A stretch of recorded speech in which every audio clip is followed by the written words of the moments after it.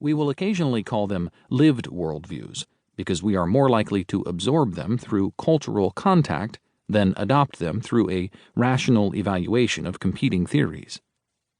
These lived worldviews are popular philosophies of life that have few intellectual proponents but vast numbers of practitioners. The 8 belief systems we identify as hidden worldviews: individualism, consumerism, nationalism, moral relativism, naturalism, the New Age, postmodern tribalism, and salvation by therapy, fit this model. This is certainly not an exhaustive list, but they are among the most pervasive, life-shaping perspectives in North American culture. Note: you might note, for example, that we do not address the major world religions, which certainly fit the category of lived worldviews. We have not examined these for 2 reasons. First, we want to focus on the North American cultural context, and even though the influence of other religions is growing here, we do not believe their impact is as direct as those we have selected. Second, addressing this area in an adequate manner would double the length of this book. If you observe carefully, you hear and see them everywhere. In offices, dormitories, internet chat rooms, and over coffee at Starbucks conversations. Moreover, they are not limited to secular venues. Because of their stealthy nature, these worldviews find their way behind the church doors, mixed in with Christian ideas, and sometimes identified as Christian positions. This accounts for the apologetic twist mentioned at the beginning of the book. Many Christians have imported chunks of these worldviews without being aware of it. This is difficult to avoid because they are embedded throughout North American culture. Moreover, because we do not encounter them as intellectual systems, they usually fly under the radar of conscious thought. Thus, their power over us is increased since we are often unaware of how they shape our life and ideas. In short, no one is immune from the influence of these perspectives.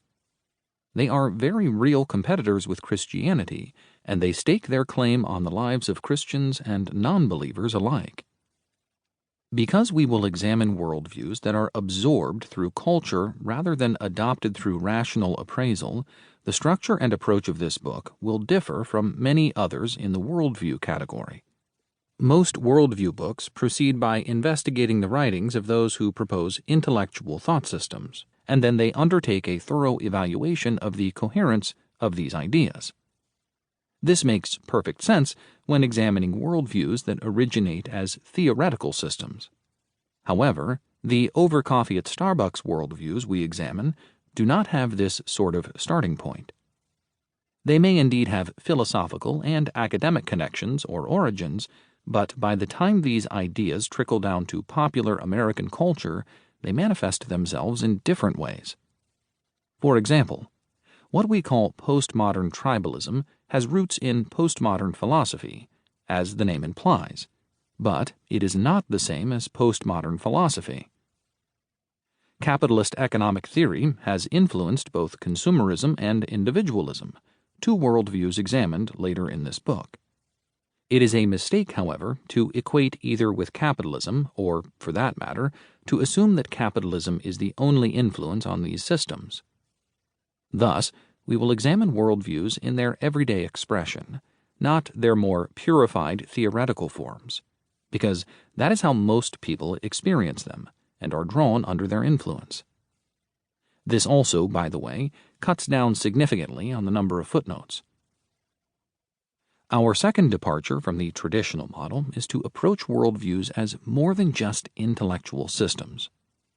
Some readers will take us to task for this because they define worldview as an intentional attempt to frame answers to the deepest questions in life. Such attempts consciously begin with the aim of directly addressing questions about God, reality, knowledge, goodness, human nature, and other foundational questions. Most of the lived worldviews we will examine do not start here. Nevertheless, as we will see, they imply answers to all of the questions that theoretical worldviews attempt to address. Moreover, the effect of our lived